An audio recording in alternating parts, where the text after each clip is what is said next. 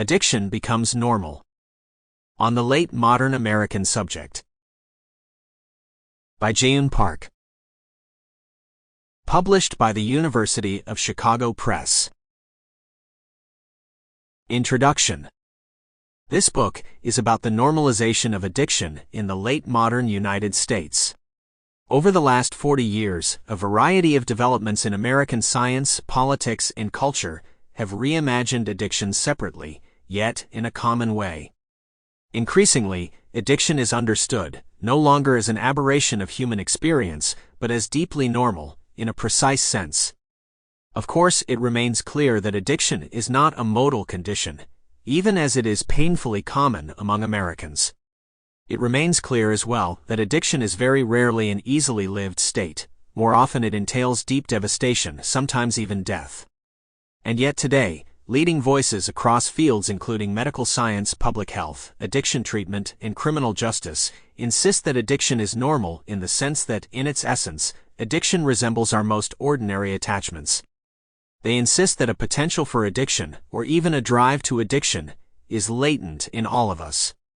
And they insist that addiction is a predictable, even natural response of the human being to what now so often surrounds us, namely, an ample and sure supply of potent thrills and pleasures. On such a view, the root of addiction is simply human nature, and the human is always, and from the start, an addict in waiting, if not in full.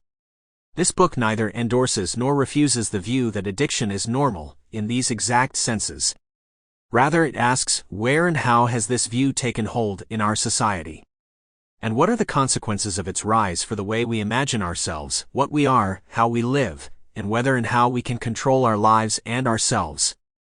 The normalization of addiction has not been a unitary or invariant process.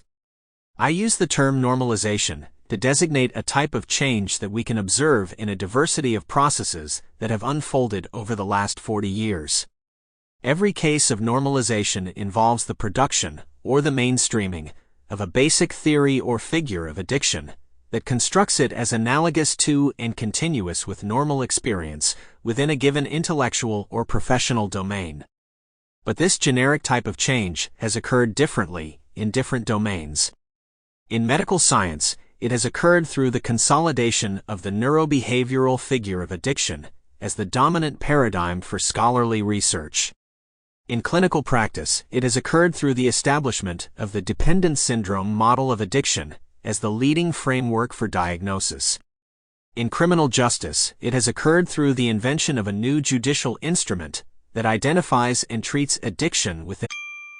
Sample complete. Ready to continue?